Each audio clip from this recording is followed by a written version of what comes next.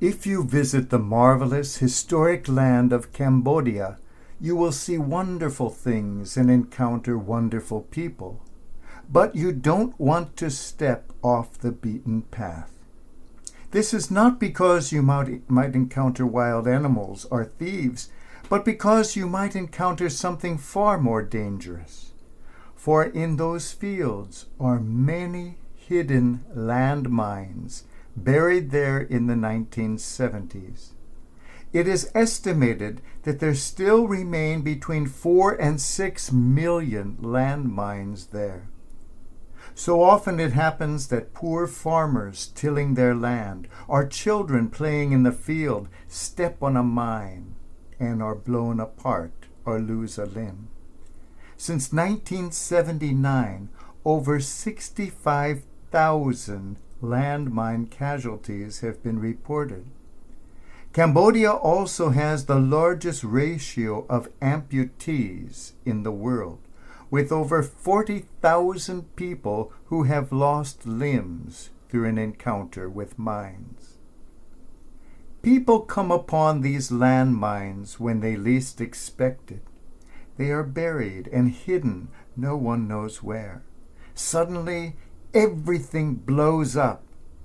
Everywhere you see people who have lost their means of livelihood because their limbs have been blown off.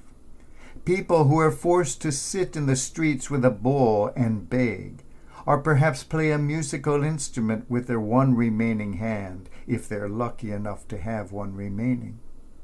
It is terrible to encounter a mine.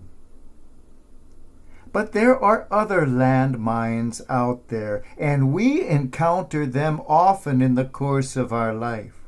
Things that take us by surprise and explode everything we have or everything that we know. A woman encountered such a landmine in the person of Jesus. She came to the well as she did every day to draw water. But one day she encountered there someone who was to change her life forever. Someone who was to blow up everything she had ever been taught. She was a Samaritan.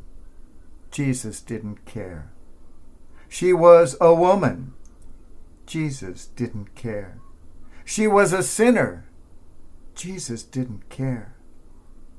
In the culture in which Jesus lived, a man would never speak in public to a woman. Much less would a rabbi speak to a woman about theological matters. Samaritans and Jews hated each other and would never have had anything to do with one another. These boundaries meant nothing to Jesus. He was a landmine. The woman was not exactly living a life of virtue. Jesus let her know that he knew. He did not condemn her, did not judge her. He just knew her and loved her. Like Pope Francis, Jesus' attitude was always, "Who am I to judge?" The only ones Jesus ever judged were those who insisted on judging others. Jesus never saw the Jew or the Samaritan. He never saw the man or the woman. He never saw the straight or the gay, the black or the white, the old or the young. He never saw differences in culture or language or religion. For Jesus was already living in that world of spirit and truth, that world for which all human beings were born, that world to which he calls all of us. In that world, there are no more differences, only persons. Jesus saw the person and lifted that person up. The woman then asked a silly question. A question that must have made Jesus shake his head and smile, but a question that was burning in the minds of all the people of his day. Am I right, or are you right? Is the way we worship the correct way, or is the way you worship the correct way? Am I supposed to be praying here like my people say, or am I supposed to be praying there like your people say?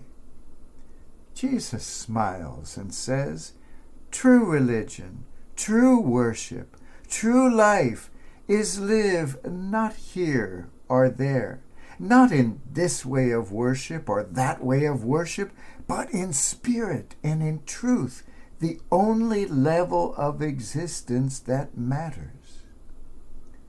It was as though she had stepped on a landmine.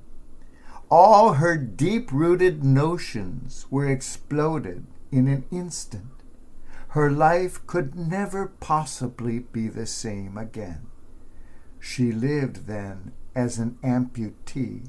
All that junk had been exploded and removed from her. The Eastern Church preserves an ancient memory of this woman at the well. They say that after her life was exploded, turned around, she traveled to Carthage in North Africa to spread this message of spirit and truth, and was martyred there in the year 66. The Greeks call her Photina, the enlightened one, and refer to her as equal to the apostles. The Russians call her Svetlana and celebrate her feast on March 20th. Her story shatters the boundaries of gender, culture, and religion. Jesus' mission was to comfort. He is there in people's suffering and confusion. But his mission goes far beyond that.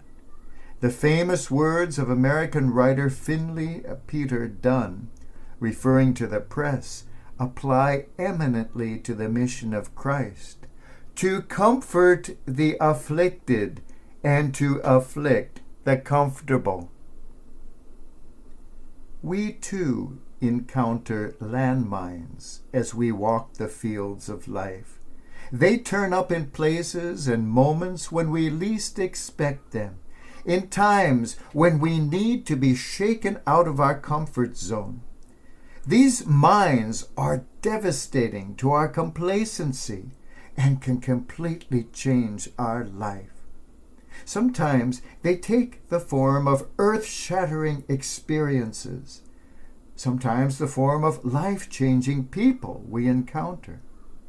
They are put there to shake us up, to explode some of our deep-seated notions, our conceited, self-centered attitudes, our inherited prejudices. After an encounter with such a spiritual landmine, our limbs too are blown out from under us, those rotting, false, artificial limbs of self-righteousness on which we thought we had to stand. Let them be blown away, for it is only then, liberated from those cumbersome anchors, that our lives are open, our eyes are open to find that we have wings to soar. After such an encounter, our world is shattered.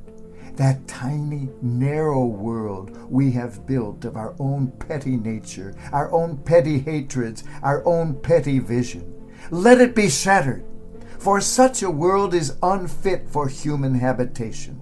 Such a world is much too narrow for the marvelous human soul. Let it be shattered. Let the bars that bind be burst, that we may be lifted on living waters to another world.